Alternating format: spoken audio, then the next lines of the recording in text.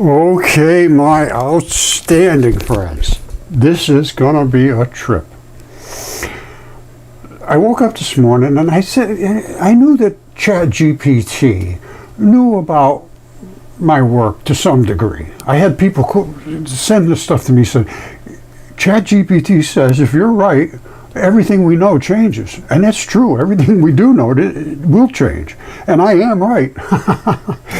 So I decided I would have a little discussion with ChatGPT. When you hear this, it's hysterical. I never realized how much this thing knows about me. Listen to this. All right, this is the most fun part of this.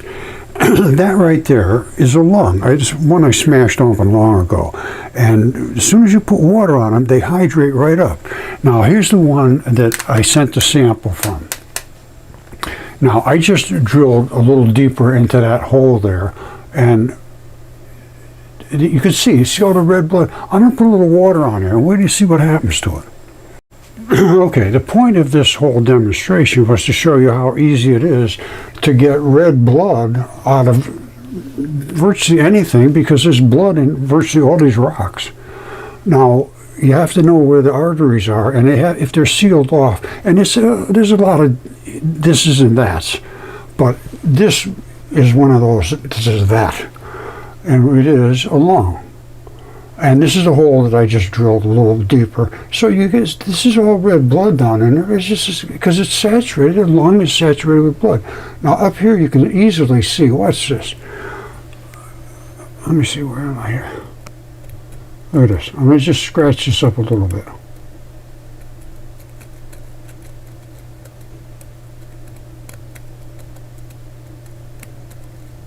You see that?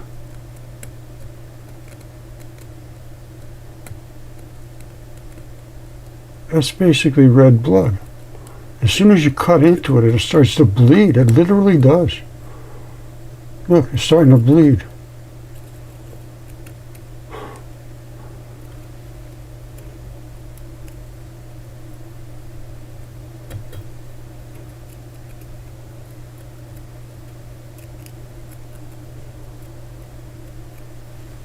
It's amazing. Look at the blood all over.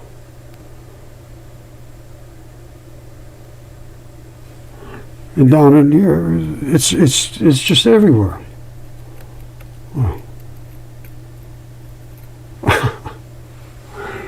That's how easy it is to get blood out of a rock.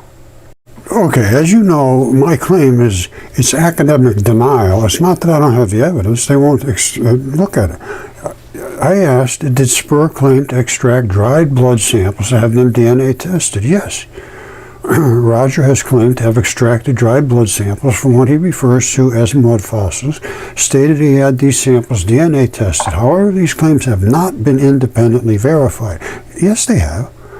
They haven't been widely accepted. I agree with that by scientific community. They refuse to examine, which typically requires rigorous peer-reviewed evidence for such assertions. Peer-reviewed means they have to allow you to present it. When you're not allowed to present it, there is no peer review. Okay, my friends, this is going to be a treat.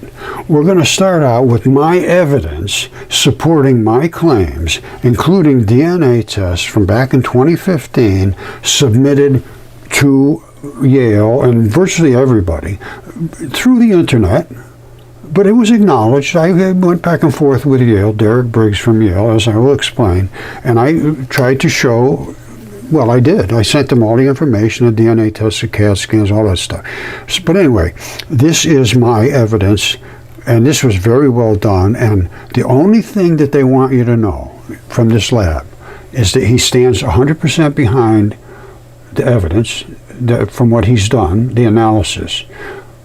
I was the one that extracted the samples and sent them to him. I didn't send him these gigantic body parts. So I will show you how I extracted it, and I'll show you on one of the lung, a lung that I tested. And it came back as excellent quality. I mean, it's literally blood. I'll show you. It's just amazing. You can get blood out of rocks very, very easy. Now, and these were the three that I sent them. Two of them were giant things, and one of them was the lung. And here's how they did all of this stuff, PCR tests. This was really top-end stuff. And it's all documented what they did, and then the elutions they used and all this stuff, and the markers, and how the test results came back, and negative controls all came back negative, so there was no contamination. And he said it was 100% certainty that this was human mitochondrial DNA. That's the mother side DNA. Excellent quality DNA sequence obtained. Excellent quality. From the 36-inch tip, that's gigantic. That's a 36-inch fingertip. And from the lung sample, and I'll show you the lung sample. Now, and I'll show you the hand too. And these were the Homo sapien B and D loop region, and he said no question about it. And they can be retested. These are the CTAGs. This is deep stuff. And they look for a certain region in the DNA that says I'm a mitochondrial chunk of DNA.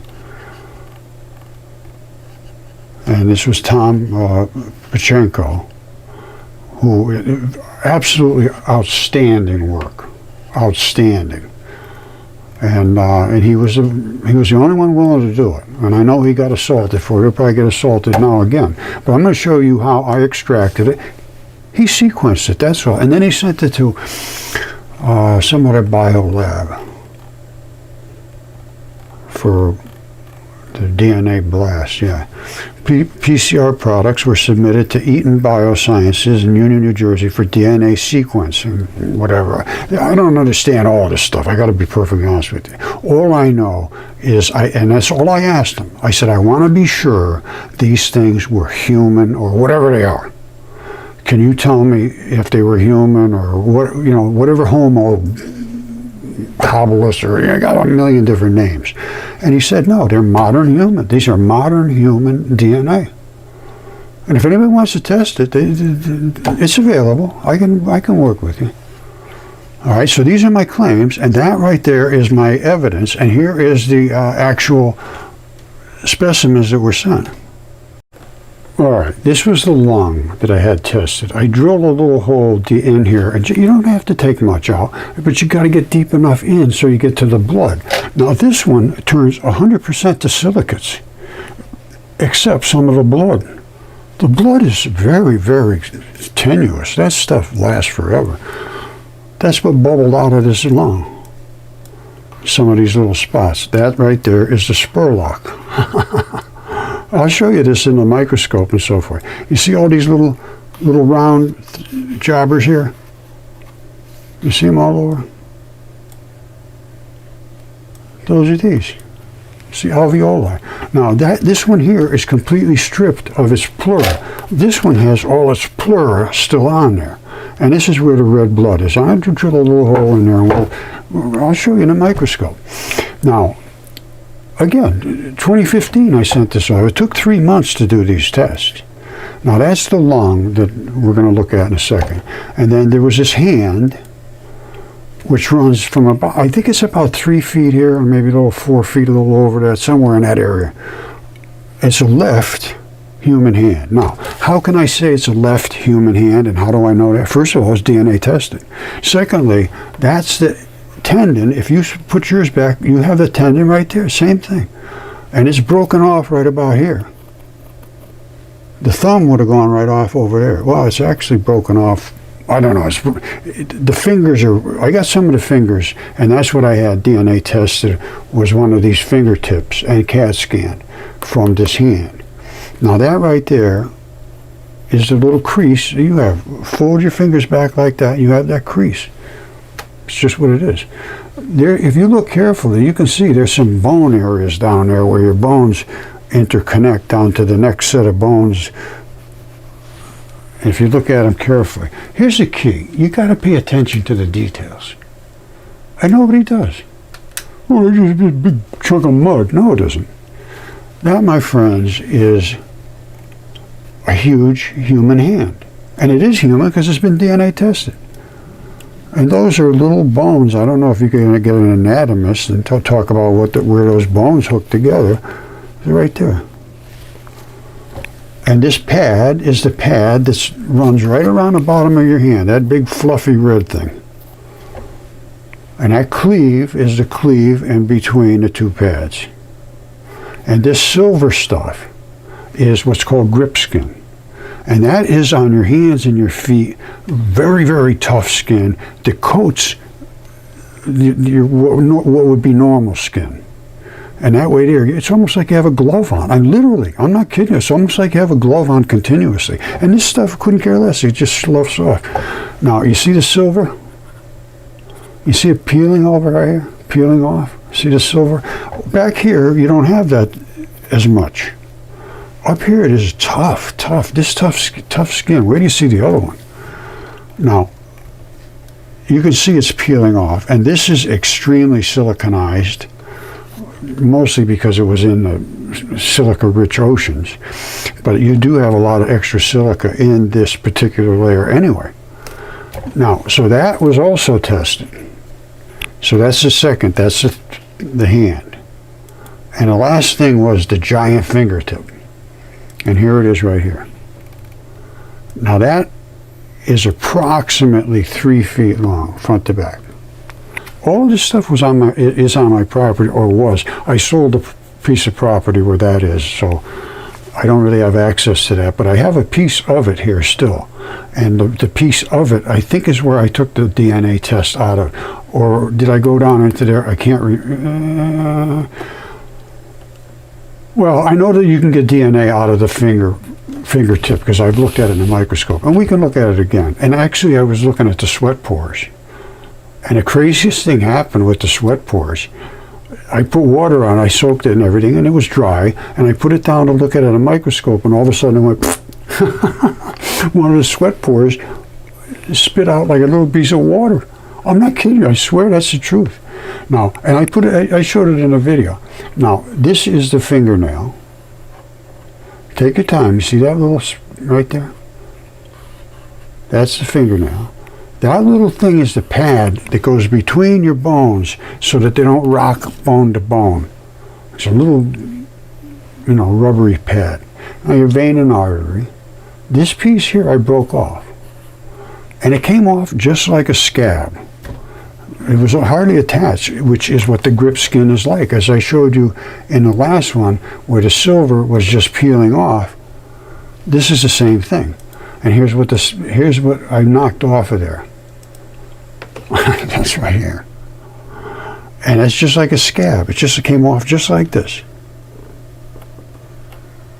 I went bam, and it just popped right off. And here it is right here. And you see that? That's a finger ridge. It's as wide as my thumb. It's this here, and these are just 2 sweat pores. And this is what I was looking at. I had it turned over, and I had it all wet, and I was looking up at the microscope, and I could see the spots where the sweat pores came through, because I was wondering how the water transfers out of there. You see those sweat pores? Well, somehow it gets up through there, through these sweat pores. Sweat gland is down here. Now, I would have to get back to that other piece to find a sweat gland, but you can see there's a pore that goes straight up through that hole.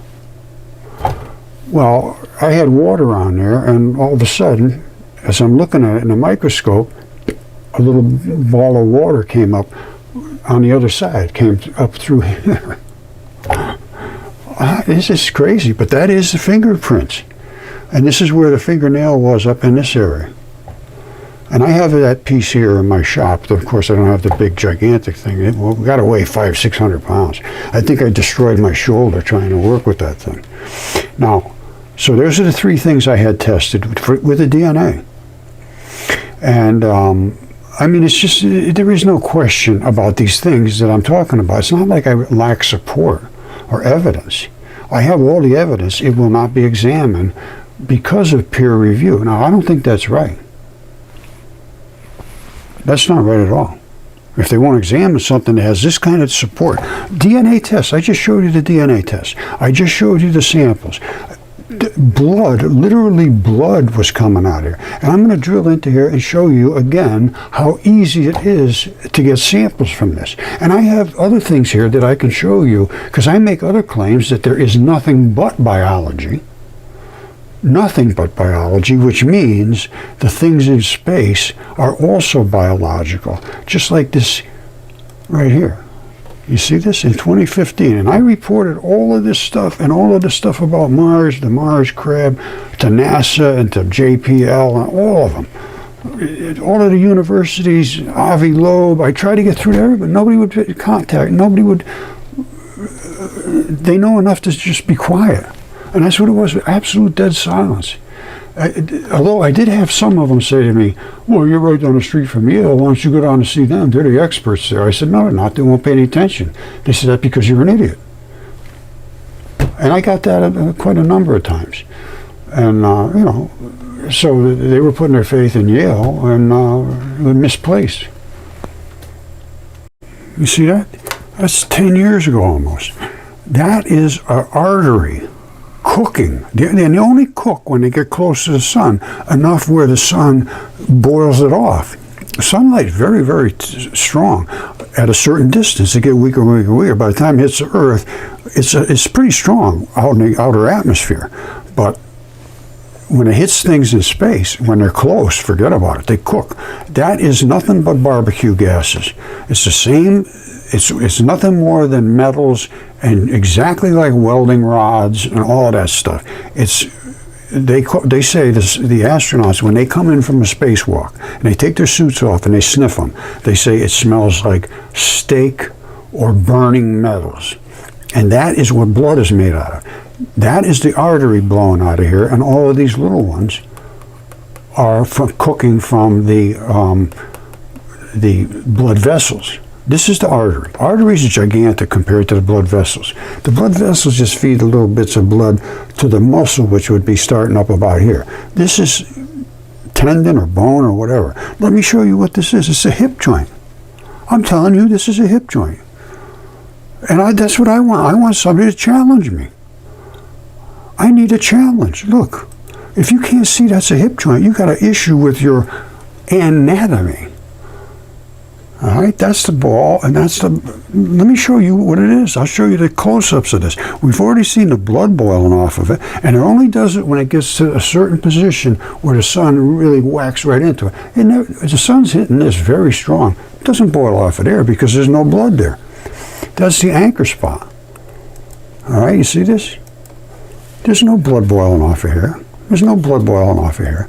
It's only boiling off from where it can get down into the blood. And I'll show you what this looks like down inside.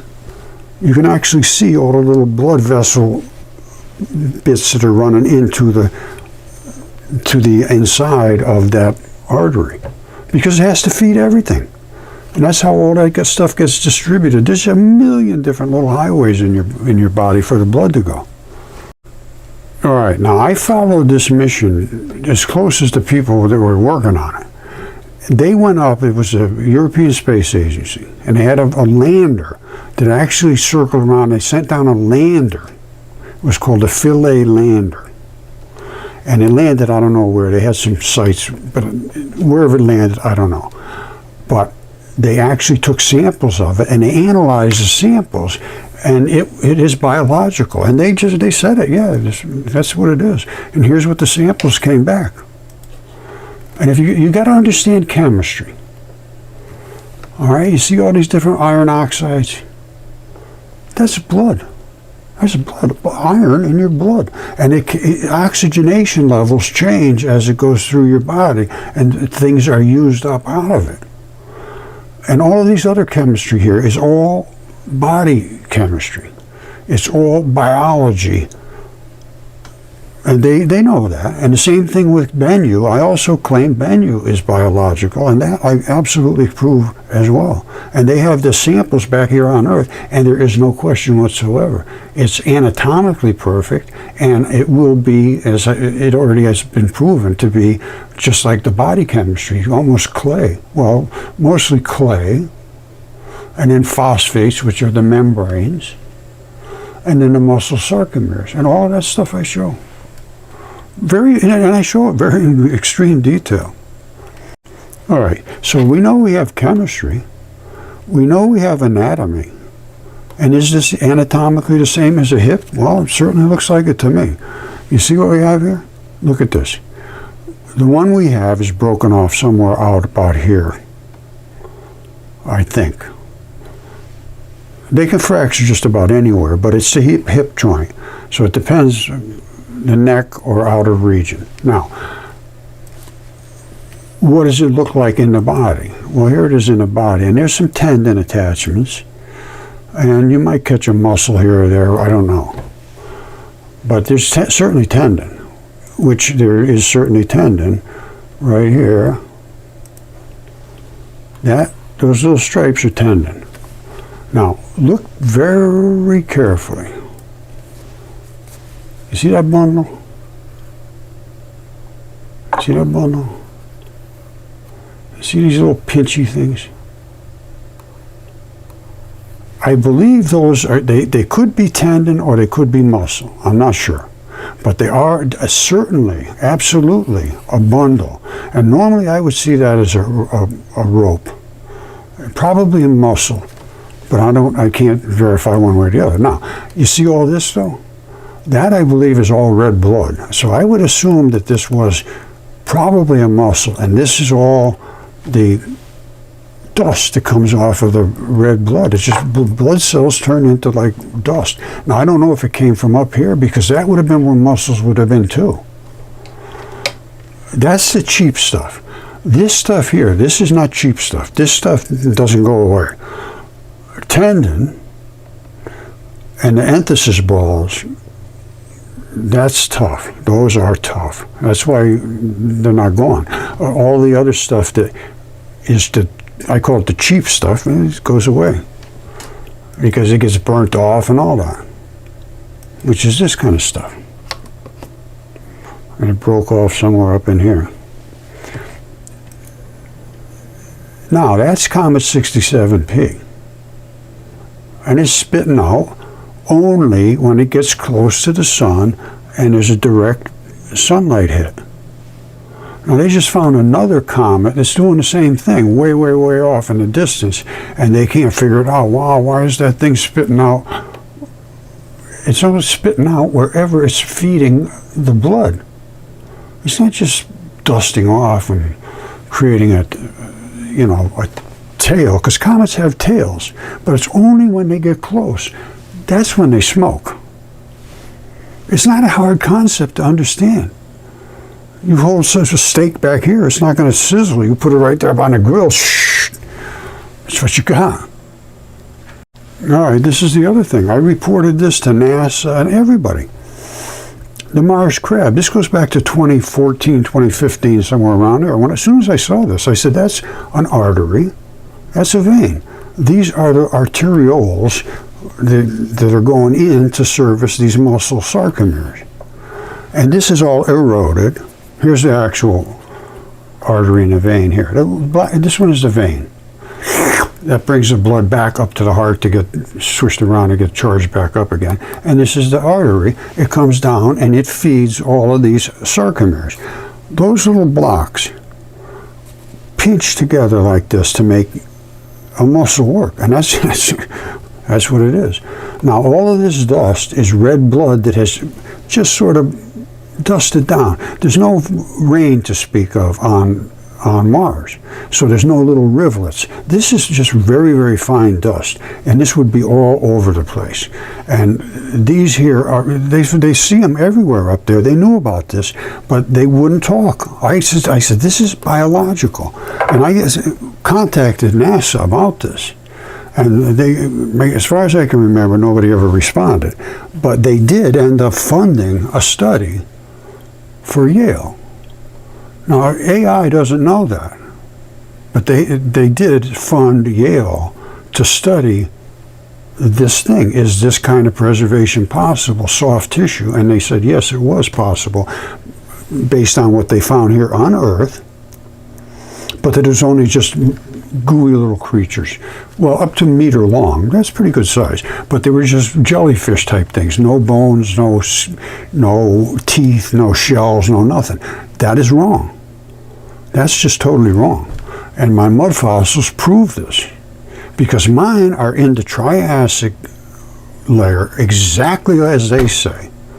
Now this was Mars, this is a whole different story, but my stuff is in the Triassic, and I have a Triassic footprint. All this stuff I have. Anybody can examine it. And when they say, oh, there's no evidence, that's all bullshit. I have the evidence. The people that won't examine it, that's the problem. And something should be done about that. Something serious should be done about that. Because it goes right across the board, all the way from Yale to Harvard to Fermilab to CERN. They won't pay attention to what you put in front of them that has evidence. Now, I'm not talking about some crazy conspiracy theory. I'm showing material evidence. I'm a material scientist. Everything I say and do is supported by evidence. I don't make crazy claims. I don't make crazy claims. If this was investigated, you fully understand it. These are mudfossil sarcomeres.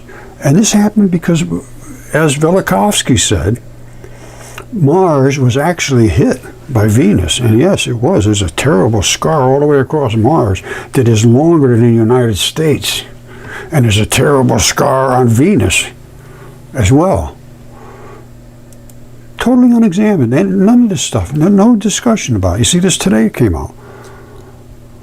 Well, they found, scientists revealed unexpected outgassing from this object galloping across the outer solar system. It's just the same thing. You see how bright that is, boiling off? This is only an artist's conception anyway. But where it cooks, it goes out. And then, of course, the thing keeps going and it leaves a trail. But it boils out of these blood vessels. They're all the same. Look at that. And you know how big that artery is? You won't believe it. All right, this is the one that was the artery. Now, you can see all these other little things going. Those are these. This is from the back shot. This is from the side shot, where the artery is blown out. Now, how big do you think that is? That sucker is 500 feet across. From here to over here, that's about 4 times 40 meters. 1, 2, 3, 4, maybe even a little more. Now, that's 160 meters. It's like 3 feet in a meter, so that's like 480, whatever. All those little balls, you see those? Can you see those clearly? Those feed the blood cells underneath. That's what makes bodies function. You need blood everywhere. Every single cell has to be completely flushed with blood on a continuous basis. I was looking up how much blood flows through the human body. And I had an idea that, well, really I didn't have a good idea at all. Because when I was resting, just take a guess before I tell you. Take a guess in your own mind. How much blood runs through your body just in a rest mode? Well, I'll tell you now. They claim 1.3 to 1.6 gallons in 1 minute. In 1 minute. Now you could pump gas. Listen to this. If you're running and you're pumping like crazy and your heart's really, you can go up to 6 gallons a minute. I don't think you can do that with a gas station. You get 6 gallons in 1 minute, can you? I don't know. It's going to be close, but can you imagine how much pumping blood that is? Holy smokes. That is pumping blood, baby. Now, I'm saying that the things in space, I can't account for it, but even like Typhon in the desert, they're just absolutely stunningly large. This is 67P, the one I was just showing you. This is Raleigh, North Carolina. Look at that. Now, that's not going to be good for Raleigh. I would not want to be down there shopping. Can you imagine? Yikes. I don't think it would just settle down like that either, my friends. Okay, this is an interesting case. This is Oumuamua. Now, there's a guy named Avi Loeb. He's up at Harvard, and he claims this could be a spaceship. Well, it's not a spaceship, it's a finger. Oh, come on, Roger. Yes, it's a finger.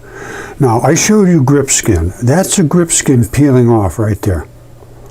That's the grip skin peeling off. Now, again, you always have to look for the details. That right there is where your fingers goes just like that. This is out here, and the grip skin is peeled back off of here. Underneath is what's called an apical tuft. You see that little whole round spot there?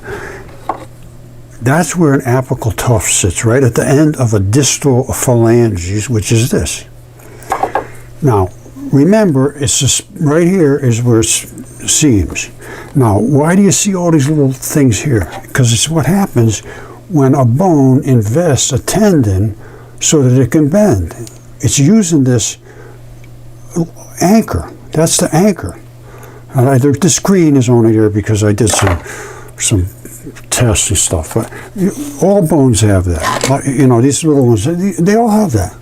Where they attach to a tendon, they have that little anchor stuff. Now, this is the tendon. And that's where all these little balls end up investing right here. And the same thing over here. You see this? This is the tendon running down this way. The whole thing bends. This is actually the knuckle right here. And that's where the two tendons come up over the top, right across the knuckle. And then you got your black, and you got your... Black normally is the vein. Now, I don't know, but anyway, there's two different ones. There's this one and that one. And you can see carefully, if you take your time, you have to take your time and look and think. And don't forget, that's a strap that makes it so that it can do this. That's a strap that makes it so that it can do that. And this is the knuckle where it rocks. Not that hard to understand. And let me show you anatomically. Okay, my friends, I am going to prove every single word I say.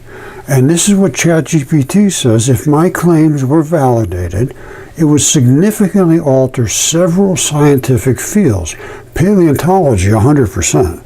Acceptance of mudfossil, a legitimate category, could change our understanding of fossilization processes, already has, of soft tissues. Geology, of course.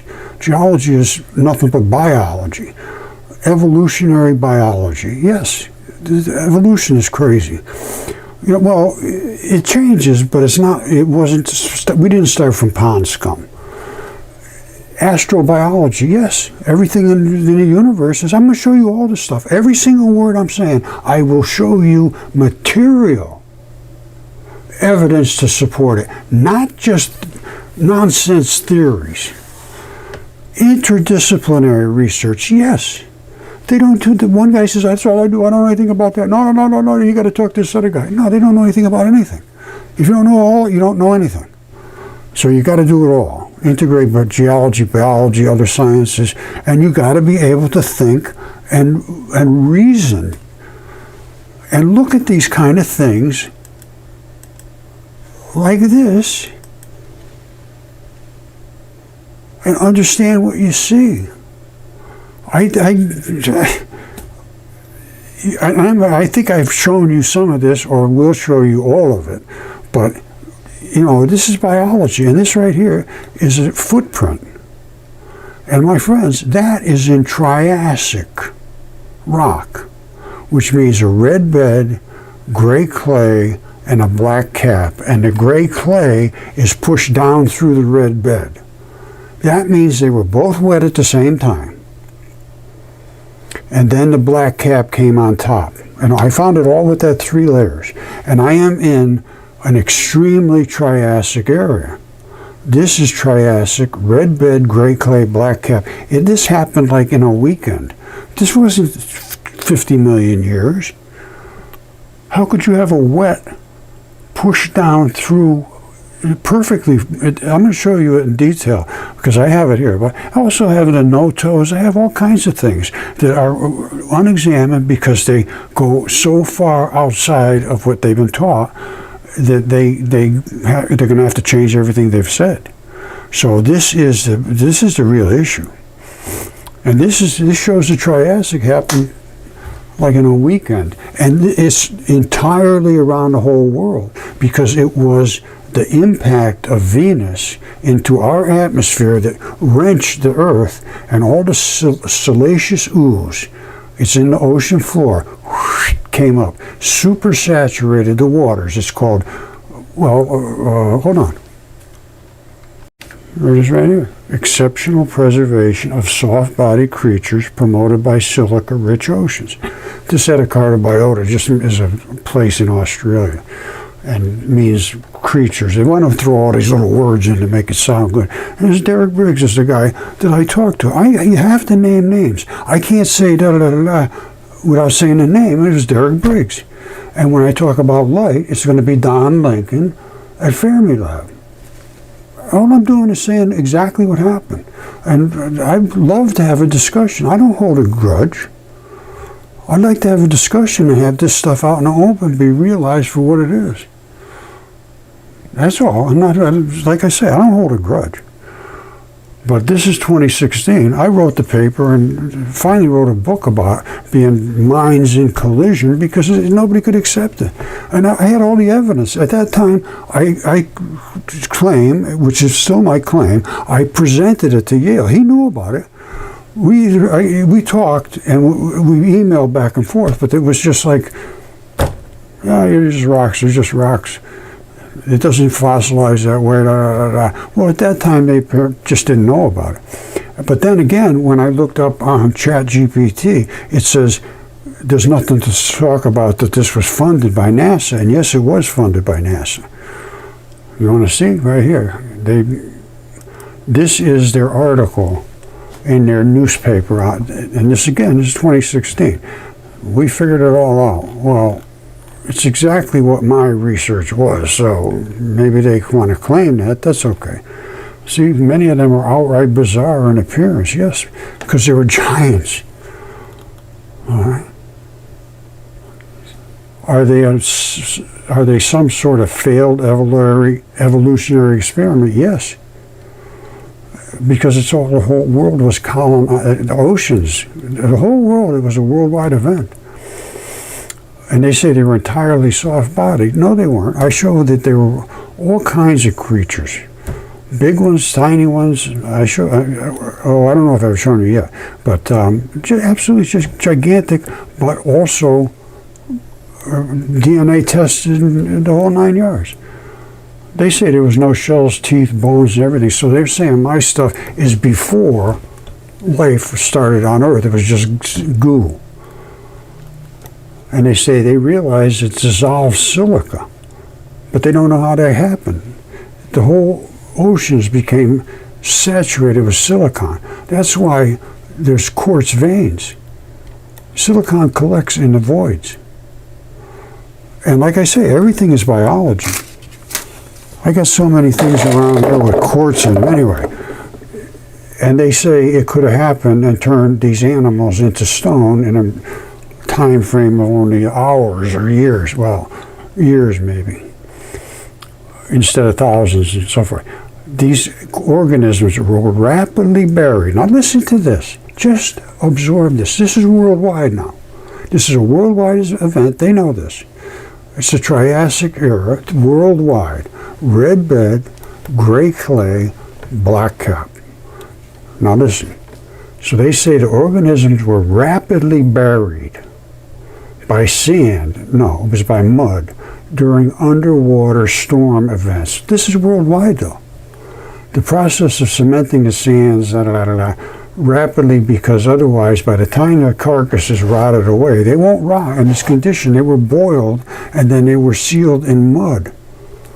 Sand burying them would have simply collapsed. No, totally wrong. It was nucleophilic substitution and invasion. So the body parts were locked in the red beds, basically, and the gray clays. And between that, they were invaded, what's called nucleophilic invasion and substitution. So originally, like, you see this? That originally was a piece of bone, a piece of meat. When I show you this in the microscope, because I'm going to show you the Spurlock. That's another thing I claim. That's a new organ that I discovered that they don't know about yet. It's a Spurlock. I want to look at that spot right there and that little triangle. But anyway, this was it was a piece of meat. Now, why did it preserve in this exact manner? Well, it's all got to do with the conditions that surrounded it. Now, this had to have just a lot more meat around it at one time, and this fractured out of there, I would say, because the outside edges of stuff change. In other words, like, well, it's hard to show, but this is like a piece of meat. Let's just go with that. They have no idea, and they say they detailed microscope. That's what I did. And this was Derek Briggs again, who would not look at my stuff now. And now here it is right here. The research supported in part by National Science Foundation, Earth Science Postdoctoral Fellowship, a grant from American Philosophical Society, Lewis and Clark Fund. Now here it is, NASA Exobiology Grant, a NASA Postdoctoral Fellowship, and a Foundation of Complex Life, NASA Astrobiology Institute. Now this is 2016. And my paper was 2015, and I did contact NASA, all of them. Now, I find it very interesting that they would fund Yale to do a study to say, can these things turn into stone? And they say, yes, they can, but only jellyfish. No, absolutely incorrect to go. Now, I say there was giants, there was normal-sized things, there was tiny little creatures. That's a bone, and there's no doctor or anatomist on the face of the planet that could deny that that's the head of a bone. And it's fractured here. Now I'm going to show you in a microscope, there is still a tiny bit of bone, right, that white spot. The rest is where the marrow was inside the bone. And it's broken off. Now it's, you know, it's a good sized bone, a lot bigger than mine. Now, this is a hair follicle. I'm telling you right now, it is. I'm going to show you in a microscope every detail about this. That's a hair follicle. Now that's big. That's 2 inches wide. That's a smidge bigger than your average. All right, I have shown you this bone. And this is the broken part here. There is a taste of bone there. We're going to come down on it. I'm going to put some water on there. But this is that bone head. Remember, that's where the ligament attaches to the bone. And up on the top it had the 2 holes there. You see them right there, those 2 holes. I think that's for the blood to go through to the next bone. And it is what it is, it's a bone. And this surface is what they call feldspar.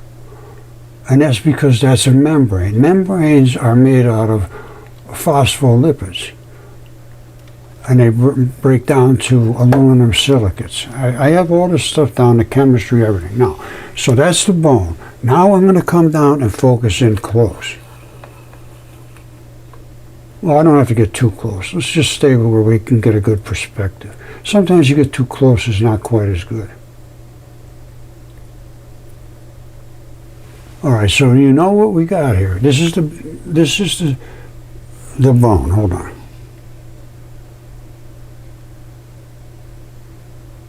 All right, I say this bone. That I will have to come down on. Now, let me get some water on there and prep it up. All right, so there it is. By fortune, whatever, that did not turn into, it didn't get substituted. It must have been some condition that that little spot was not invaded like all the rest. Right in the middle, very deep, I don't know. But this is the black of what they call bone black. Bone black is the marrow, very, very iron rich. Now, that's bone. Now that I'm going to come down. Now hold on a second. Let me see if I can tune in on this.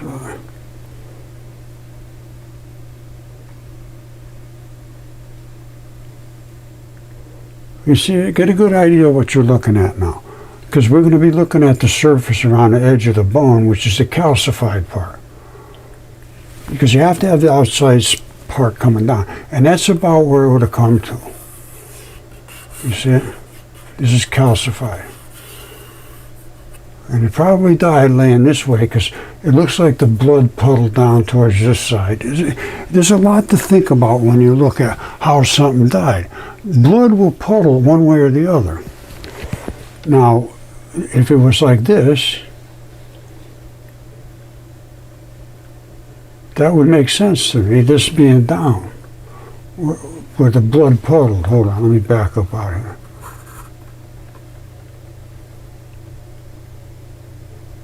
This is about like investigating. Inspector Clouseau. Now, what do you see? I see the blood has come down this direction. Less up here, and very dense down here, the densest it gets. And this is basically flat. Okay, that's my conclusion now. It was laying on this side right here. Just like that. And all the blood flowed to the bottom. Right there. Another case solved. I'll tell you, this just gets more fascinating every time I look at something. I didn't realize this. I saw this white thing and I just thought it was smacked and cleaved off, and it's not. This is, I believe, where the vein was. And this one right here is the artery, and it leaked out, and that is blood, but it has turned white. Let me move this thing down. You see that? That's not a fracture. That's running down there. Whatever it is running down. It's not like a cut. And I believe at one time it was red blood.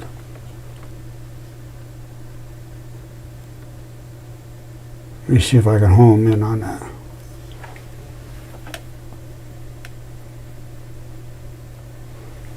It's this stuff here, whatever it is. I thought it was just cracked, and I'll show you why in a second. Now, this is on that gigantic hair follicle. And I say that is the vein, and that, whoops, right there is the artery.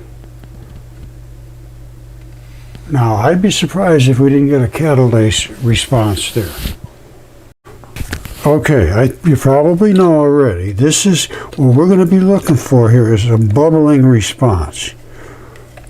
And you usually see it around the membranes because they have a ton of catalase in the membrane specifically to keep you protected from that oxygen. So normally you would see it getting really fuzzy around these edges here. Let's see if that happens. It takes a minute or two before, at least. And of course, this thing is extremely transitioned.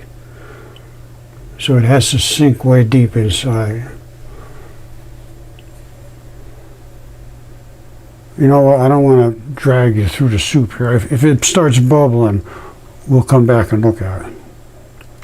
All right, actually there is some the bubbles are coming up here and there. They're not strong, but they're coming up stronger and stronger even as I'm watching now. It took a long time. You're lucky you didn't wait around.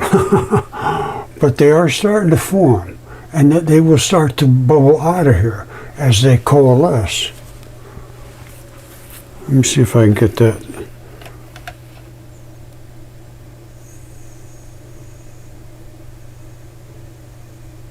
But anyway, it's not a strong reaction. I would have expected better than that. But anyway, that is from right down here. That is from the bottom spot at the bottom. I'll show you now. I'll pick it up and show you. Boy, I can see it's really starting to come up pretty good.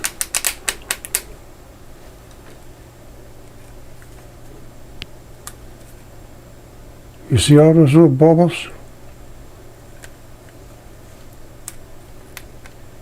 That's where you see them in the seams and where the blood is, and specifically where the main membranes are.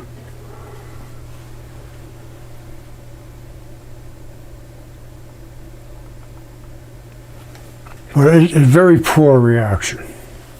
Alright, this is the bottom of the ball, and these are the two right here, the hair papilla. And we didn't get much of a reaction, so that's what it is what it is.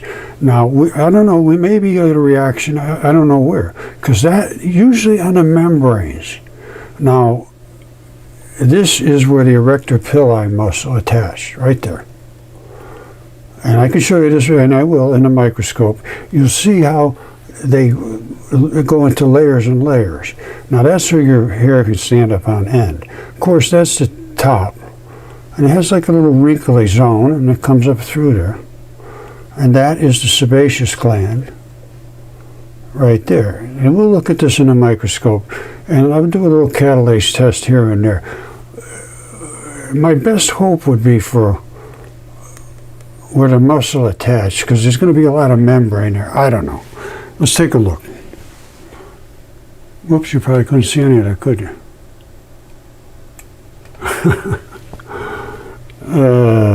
This is it. Well, let me just show you. Hold on. Okay, my claim was that all organs have a triangular looking latch called a Spurlock. And it is a real heavy duty gnarly spot right there. And then that hangs off and attaches to the next organ or body part, whatever it was. This happens to be a lung. All those are the little alveoli in the lung, and that is the Spurlock right at the end here. See how it comes down as a strap? And they all have the same thing. Oh! You see how they have that strap coming down? Same thing, only this one's in perfect shape. I have them in every single phase of decomposition. I have them down to just being completely silicous. I have them with some, well, here, hold on, watch this. And it all came from the Great Flood. They're all flat as a pancake. I'm in the Triassic zone. That's part of the pleura eroded off of the lung. Flat as a pancake.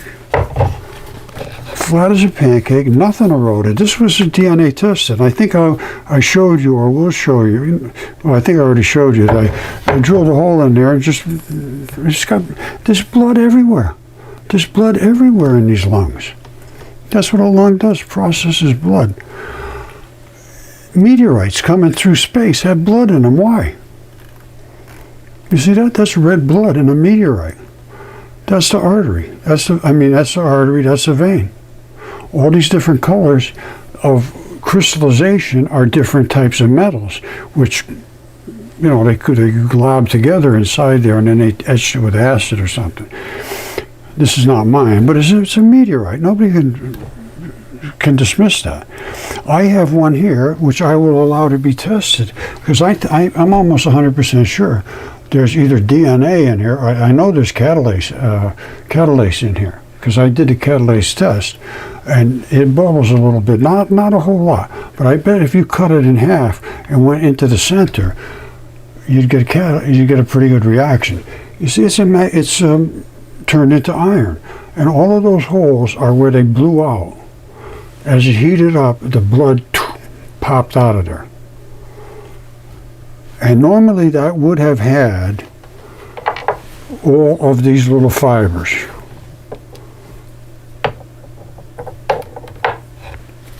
All these little white fibers. It would have had all of those. But coming through space, all of those cooked off. Well, not all of them. I'll show you, there's some in here. But when it did, the iron, which is saturated, and I think I showed you, it's just saturated with blood.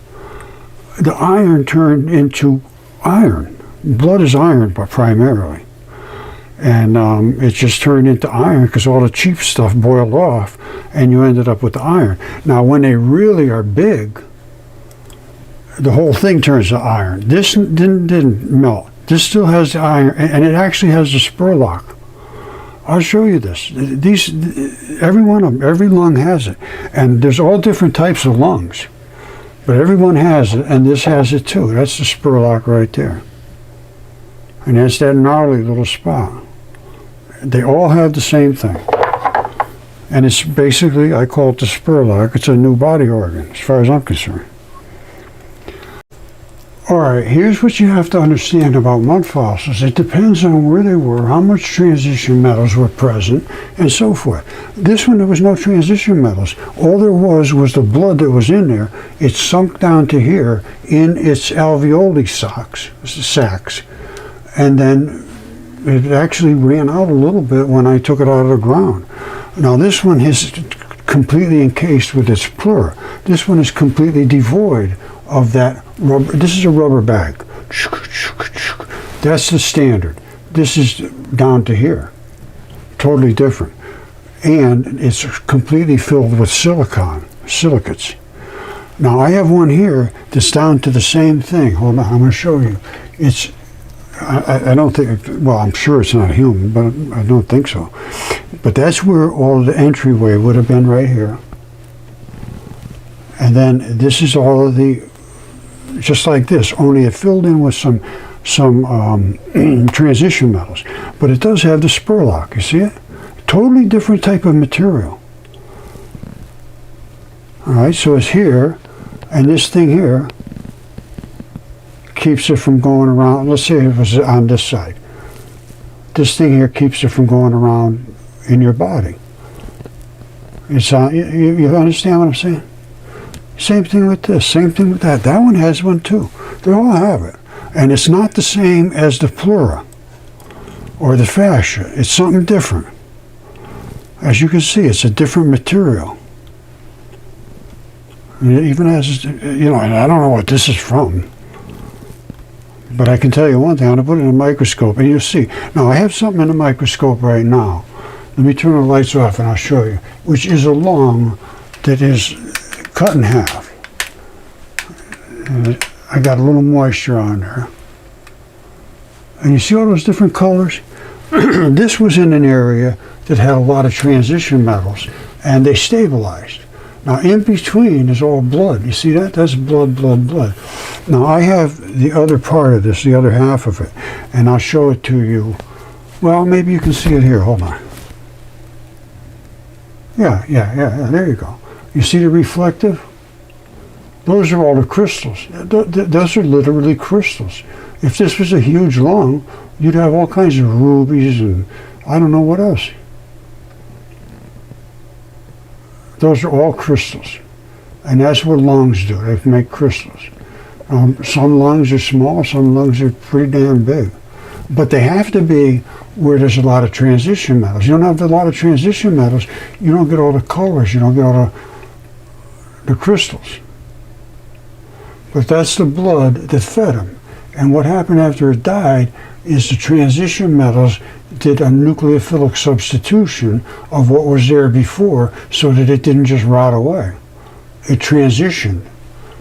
You see all the different colors?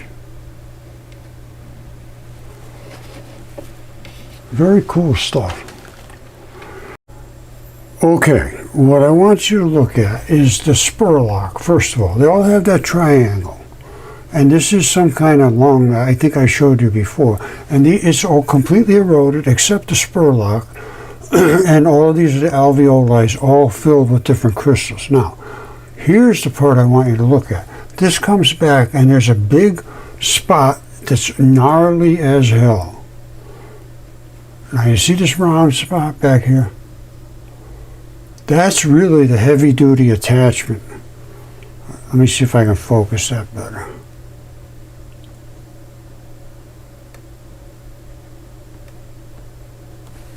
This attaches back here into a really gnarly spot. Now I'll show you the same attachment on a chunk of meat. Now this is an organ, and in this case it's a lung, I'm 100% sure of that. And that's how it invests from here into that. And it's just, it locks the whole thing. And then all of the fascia runs back from there. And I'll show you in my chunk of meat. All right, that's the chunk of meat. It's quite obviously meat. Doesn't get any meatier than that. Now, that is the latch, the Spurlock. And I believe there's two little spots at the end, right here. Those two little white dots. are where the fluid runs from this organ to the next organ. And this probably got its own special fluid because it's muscle. If this is going over to where a kidney is or something, it's not going to be the same fluids. So there might be some kind of filtration going on there. I don't know. Now, this, you can actually see straps coming down here. This is locking in solid. And right back here is that gnarly spot I talk about. Right here. And it is tough. All right, now let me back off of here.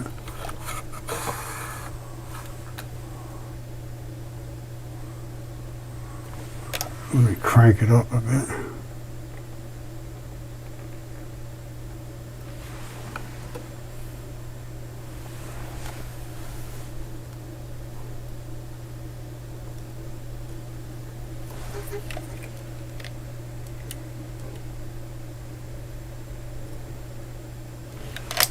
All right, here we are right at the beginning. It comes back, and right up in here is this really tough spot right there, and that's what locks it in. And then it splays out all over the place, and then it gets thinner and thinner and thinner as it becomes the fascia. But that's not a bad cut of meat. I mean, seriously, I'm not kidding at all. That is well marbled. And again, that died flat on its back right there.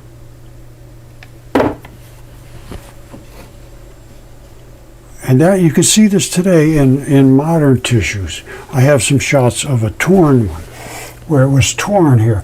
I get a lot of my anatomical stuff from injuries, where they go in and they do autopsies and they show you what the injury is, but you see all the anatomy at the same time. Works fabulously. This is Bennu. It's a heart. There's absolutely no question. It says this is the phosphate surprise. And so it's clay. First of all, the interaction doesn't just result in clay. It also gives rise to a variety of minerals like carbonates, iron oxides, which are blood, iron sulfides from blood. But the most unexpected discovery is the presence of water-soluble phosphates. Those are the membranes layers. These compounds are components of biochemistry for all known life on Earth. Every single thing that lives has membranes to separate itself, to protect itself from outside of it. These are the membranes they found. Here's the membrane surrounding here. Now they're going to come down and look at it real close, and guess what it is? It's coating a muscle sarcomere. You see this? They're taking a picture of it with a certain light, and it shows up the phosphate, which is phosphorus. Your membranes are made out of phosphorus, phospholipids. Now, this is that same rock, but it's not being shown with that same light, so you don't see all of the membrane. Now, here it is, they're taking a little piece of it. Look down here. The membrane is underneath, and these are the sarcomeres, and this is the membrane on top. Here's the membrane underneath. Look at these little blocks. Those are sarcomeres. Look at them very, very carefully. You see the structure of them? Blocky like this. They're on top of a membrane, and then there was a membrane on top of that. These things pull, I think this way. Yeah, I know this way. And they're just separated and broken apart. And that's what happens to these when they get exposed to sunlight and so forth. They dry up, of course, and they turn into little blocky stuff. Now, they grabbed it and brought it back, and here it is right there. Those are sarcomeres. This is the minerals and the chemistry is that of blood. Sarcomeres, phosphate surprise, which is membranes. Where else do you go with that? They need to get somebody that understands biology. These are sarcomeres. This is from a guy whose heart failed.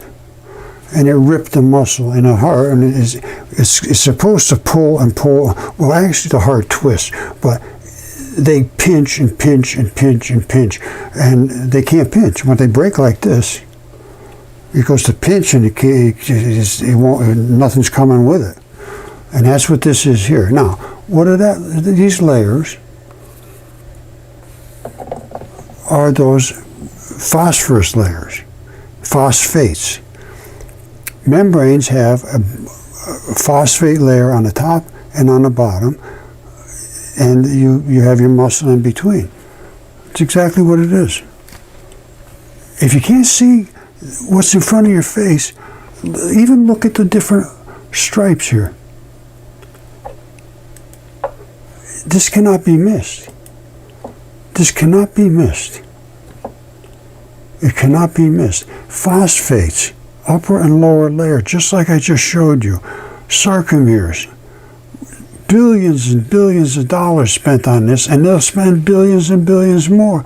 Just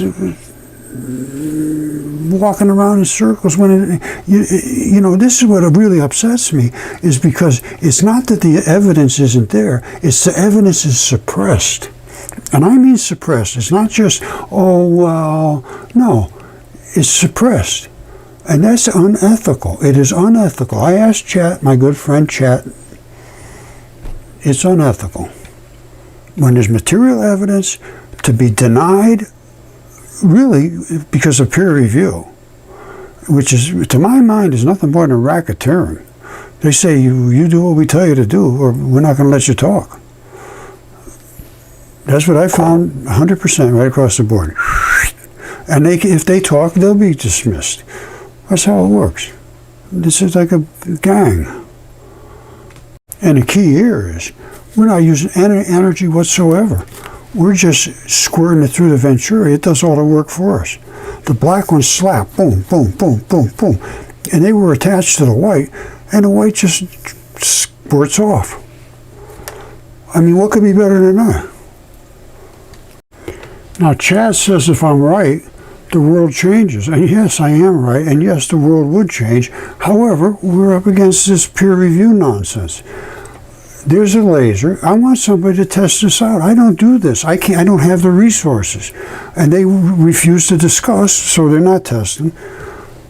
If you could walk around with something like that and be able to plug into anything you wanted, just by having this inside, have about 1,000 of these, and just pumping raw white energy into the batteries, you wouldn't hardly even need batteries. You just need something to kickstart it, have enough to make the laser start, and then hopefully it would just keep feeding itself, and the excess would go into the batteries. That's free energy. This stuff is off-the-shelf, cheap stuff.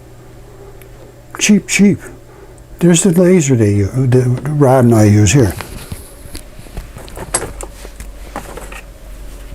You see that? That was done with this and a Venturi that consisted of 2 nails, and they're round, and in between the roundness created a Venturi, which is that. So there was a round one here and a round one here, nails sticking straight up. That's all they were, was nails. And there was actually, you had 3 in the original, but it doesn't matter, 2, 3, it doesn't matter. And coming through there, they get crushed. If they have to be close enough, and they have to be a Venturi. And when it came out the other side, it just came out brilliant white. This might be 3, I'm not sure. I think this is just a single Venturi. But this is all that was used. And this is from 2012, Galaxy S3. And it uses complementary metal oxide silicates, which is called CMOS. And I reported this to Fermilab in the University of Geneva when I went there to take particle physics. I didn't go there, I did it online. And I explained to them just exactly what they did, and I used CMOS. And originally they said, no, you can't do it because it destroys the CMOS. I said, no, CMOS is made to work with these particles, not to work with these, which they use. And by the way, you know, those people over at CERN and all that, they have to wear radiation badges because they're in amongst these big chunks that are flying everywhere all the time. So anyway, we're just using light. Light is meant to be seen by a photo receiver. It doesn't interfere with it. Anyway, CERN actually upgraded. It took 3 years to upgrade their system to be able to use radiation hardened CMOS, because CMOS doesn't interfere with the reaction. It's just, it sits off and looks, it just watches. All right, I think I've done enough here for today, but this proves everything I have to say. Very simple. And they went out and sampled this venue, and they brought back a sample which I showed you, and I will finish it up by showing you again. This is a heart with the plumbing removed. I see it all the time because it's just glued on here. It breaks off, and you end up with what's left, which is the tendinous stuff right here, and the glue and the plumbing is gone. And that's what holds the heart, so they can twist and do all this stuff and jiggle around, and you can bounce and jump up and down and get hit by a football player or whatever, and your heart hopefully doesn't get ripped out of there. But when it dries up, it just falls off. That's at the valves, just like this. And that's Psyche. It's another heart. They're out there. I'm telling you, it's just what it is. Now, they have this sample back here on Earth. They went out there. I don't know how many billions that cost. But here's the sample. And again, it's muscle. Muscle fiber, muscle sarcomeres. There's no question about it. With the membrane on the top and the bottom. How can you possibly miss this? And all of the chemistries there is the same thing, and here's what the heart muscle is.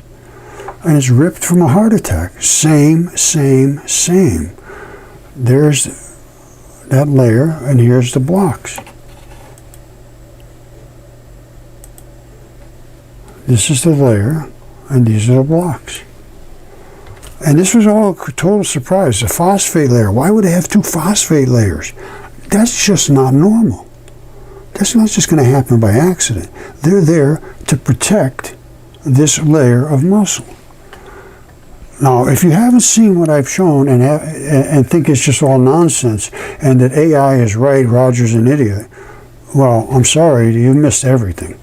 And also the Triassic, like I said, happened in about 24 hours probably. This guy stepped on the gray clay, pushed it through the red bed when everything was wet at the same time. And then the black cap, which was the fallout from all of the burning and all of that stuff, came down on the top. And now you got the 3 layers, the Triassic. Okay, as I showed you before, I am in the Triassic area. Heavily studied. There's dinosaur footprints all over here. Dinosaur State Park is 6 miles away from me. This, my friends, is a human footprint in the Triassic 3 layers. What does that mean? It means it all happened at the same time, which would have been from the Great Flood, because they all happened at the same time. So what are we seeing here? We're seeing a human footprint. You see that? You can even see the balls of the guy's foot. And he hit right here like this. And his heel went in here. You see it? And the balls of his feet are up here. And he just kept on going. And he pushed this, which was the gray clay, which was really above. And he pushed that gray clay down, so now the gray clay is at the bottom. Not supposed to be. It's supposed to be above the red bed. It's red bed, gray clay, black cap. Well, the bed is now above the gray clay. You see it? The gray clay is pushed down below the red bed. That's not supposed to be that way. And you can see, well, there's just no question. You can't miss it. It's unmissable. And that is the gray clay. And here's the red bed. As you can see, it's being pushed down. Water always gives you a nice, well, it gives you a better look. Sometimes it's not perfect.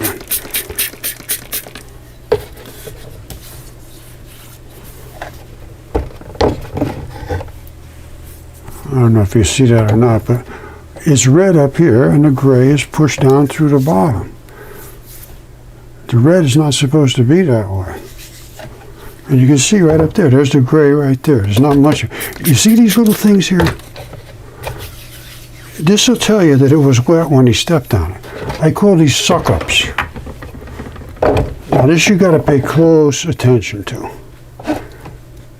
All right, now. Look really careful at those little dimples. See those little dimply things? All right, first of all, there's the gray clay. So he stepped on a gray clay. It went below the red bed. But all these little dimply things, I call those suck-ups. And here's what happens. He hit it, and it pulled up these little suck-ups. In a microscope, you can see them real well. Now, there's going to be, like, on the inside of his step, it didn't suck up like here. You see how? So he was sort of twisted this way a little bit, and more on this side sucked up than this side, because the whole thing went down at once. So, but you know how you have an arch in your foot. Well, he must have had an arch in his foot too, which makes sense because the heel's back here. So there's the arch of his foot, and that's the suck-ups are on this side, but not so much over here. That's why I say you got to pay attention to the details. And every time I look at something, I pick up on something new. You see the balls of his feet right here? It looks like a face. I have people all the time, there's a face. No, it's not. It's a guy's foot. And he was running to get out of the Great Flood, or the aftermath of the Great Flood. This is not that long ago. Every single thing I have here of my specimens came off the surface of the earth, or just very, very close to the surface. And they are of the most extraordinary type. All right, this is the anatomy of the proton in the dipole electron flood theory. The dark matter goes to the center, totally surrounded by an equal number of white particles, the dipoles. And that's all that exists. And they can be split pretty easily. Even static electricity is just the white part by itself. The white part all by itself is electricity and what stores in your battery. It has no weight and all the energy. You fill up your car with this white stuff, which is electrons, and the car does not gain any weight whatsoever. You drive 500 miles, no problem. Same weight, never changes weight. You fill it up, never changes weight. In a car, you have 6 pounds per gallon. You put in 10 gallons, 60 pounds you put in your car. This has no weight whatsoever. And this is what the difference is in the standard model. You can come up and look it up. It's called dipole electron flood theory. Things change. Chemistry is going to change a little bit. Redshift is going to change. There's no sense whatsoever there. Space, a lot of that's changing. Light slows down. It doesn't stay the same speed. And all this stuff is very easily to prove. Very easy to prove. All right, you've heard of the redshift. They say that light going through the universe never changes speed. It just goes through all that without changing speed. That's crazy. Those are oppositional fields. There is nobody that can deny this. If the people from CERN and Fermilab deny that these will oppose particles and make them slow down, then they have no common sense. Here's what happens. As these things come through here, they get bang, bang, bang, bang, bang, bang, and they keep shifting red. That's what happens. They keep bouncing and bouncing and bouncing, losing energy. So they're not going at the same speed, slower and slower, which means a longer and longer frequency. They say, oh, no, no, no. It's everybody's pulling away from us like this, so the shift in that light, which should have been here, is now down to the red because it's being pulled away and pulled away here and pulled away over here and pulled away over here. So we're in the center of the galaxy, center of the world, center of the universe. It's just crazy. It's absolutely insane. Light slows down. There is no way in the world you can say that light will continue on at that same speed. I have shown multitude times that light can accelerate very easily And there it is right there. Alright, that was going just like this. And then all of a sudden, phew, because there's a venturi here. And here is a subatomic explosion creating muons, which are the dark particles, and electron showers, which are the white. That's what they want. That's what Fermilab was tasked to do. And we did it 10 years ago. And this is one of the other things I'm going to talk about, the Don Lincoln at Fermilab. And again, I have to use names because nobody would ever talk to me. And all he did was block me and tell me that I was a tinfoil hat guy and an embarrassment to science. And here's his particles. We found those 10 years ago. Not only did we find them in light, because we used light instead of protons smashing into bits. All they ever had was trash digging through it. We had light particles, so we started with almost nothing. So we didn't have to dig through all that stuff. Here's what a proton really is. Remember I showed you my model? Here's what it is. And light is down here. Light is down here in this range. So when this came through, we could see them. When they smash their stuff, they see all bits and pieces everywhere. And it took 50 years now they've been trying to figure this out. Here it is right here. And these are the particles. Now, what do I claim? Do I claim fission and fusion? Yes, I do. That's fission, where it comes apart. The black and the white is no longer attached. That's fusion, when the black comes back to the white. And they will instantaneously. This is light, so it's pretty fast. They come back together, just like that. So that's the strong force. And that's why the white particles are so strongly attached to the black. They won't stay on their own very long. The only thing you can do, though, here, and this is what I want to see them do, is take and put some kind of a harvester right there. So when it's completely separated, you just suck it down in with a photodiode. Funnel that straight down in with a photodiode into a battery stack and just use it for electricity. You walk around with a little lunchbox and have all the electricity you want, basically. This is supposedly increase the amount of energy exponentially, because the whole key to creating energy is to get the white away from the black. Once the white is away from the black, it's raw energy. You can do anything you want with it. It's electricity, static, lightning. All right, so again, here's another, I find this terrible. 2013, they found these particles. Rod Warren and I were looking into this because Rod, just by accident, did a Venturi experiment when he was trying to do a double slit, and he didn't use flat plates, he used a Venturi, and it created a funnel effect and crushed all the fields and gave us those particles. And he used this new technology, or whatever it was, at that time, which is the Samsung Galaxy S3 and a pulse red laser to do this. And he did it with blue lasers and green lasers and all the other. But that's when we saw this. And we saw the particles. And they're the same particles as Don Lincoln, the fuzzy edge, which is the color of the laser surrounding the black particle, which never changes size. That's dark matter. And this is the glowy, can get big and small, so it could squirt through the Venturi. And we should be able to harvest that, right? I don't see any reason not to. Or that it can't be done. I don't see any reason. I can't do it. I don't have the resources, I don't have the time. Nobody's paid attention to it. 10 years, and Don Lincoln's got me blocked. These are the statements I'm making, they're true. They're all true. And the thing is, Don is a science communicator there. He's supposed to engage. And he says, do you want a phrase defined? Do you have a question? Yes, I'll interact. Well, with me, he assaulted me, literally. Called me a tinfoil hat guy and an embarrassment to science. And, it was not polite whatsoever. And then he also talks about the quantum foam, which is another thing that I claim. Just like I said, I showed you what the quantum foam consists of. He doesn't know what it looks like. Here's what it looks like. There's a quantum foam right there. Those are fields.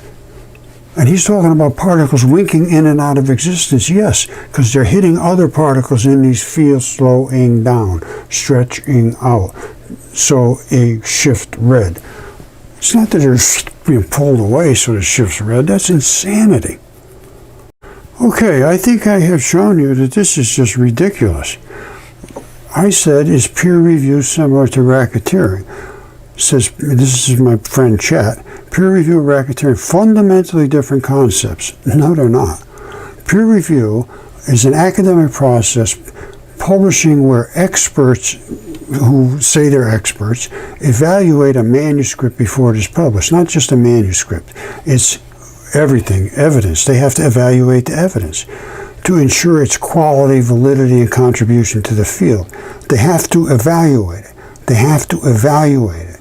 The goal is to maintain scientific integrity and rigor. No, it's not. It's to suppress any new information that overturns their paradigm.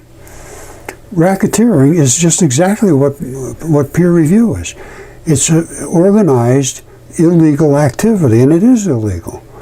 Often involving extortion. Yes, you must pay us, you students, in order to get this piece of paper before you can go out and get a job. So there's your extortion. Fraud was obviously fraud now. They know all this stuff is true.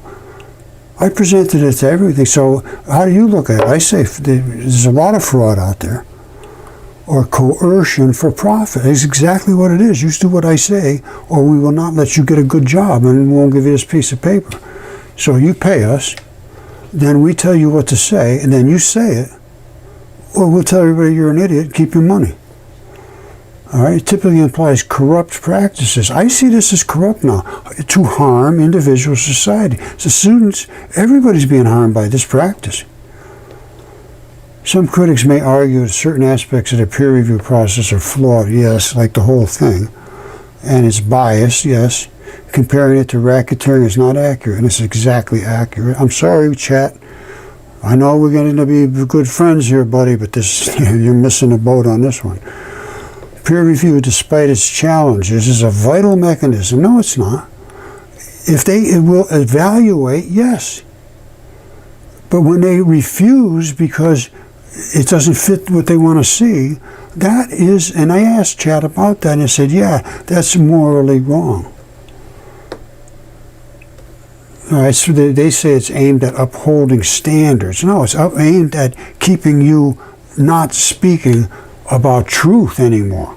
Truth, because it supports God and the ancient myths and all of that stuff. Body parts floating in space. Explain all that to us from Yale. They just... I don't want to get into mudslinging, but I'm telling you, it's been a very, very hard relationship here across the board with anybody that has any authority, and including Fermilab, Don Lincoln at Fermilab, because I've shown that we can accelerate light. We found all his particles. I know I've shown you all this stuff.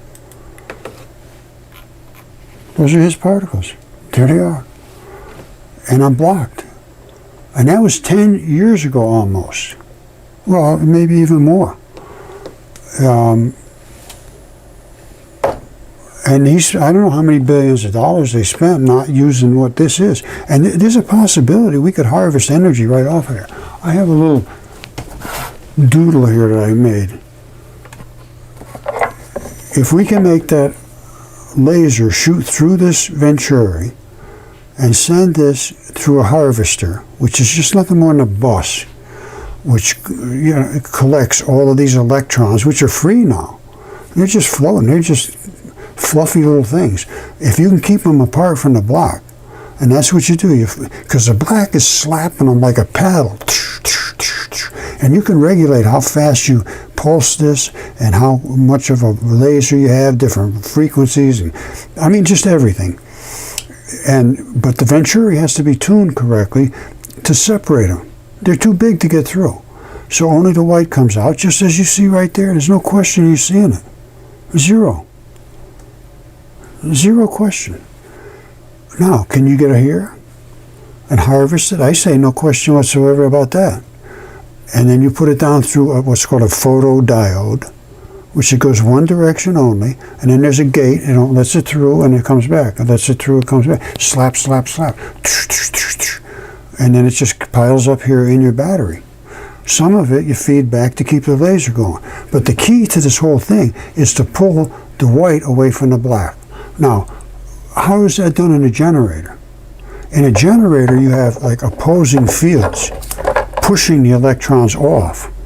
And when you run a generator, now I have a generator that does my house, and I plug it right into my house, fire it up, let it get warmed up. Now listen to this carefully. As soon as I throw the switch for the house to come active again, and if you ever do this, make sure you cut off out to the road so the guy working on the pole out there doesn't get electrocuted. Now, as soon as you flip that switch and the house comes back up, here's what you hear. He's going, everything's fine. You flip the switch and it goes, and it's starting to push and push and push and push. And the push back on that motor, that's like a car driving. The engine, this is a good size engine. This is not some little puppy. And it's, and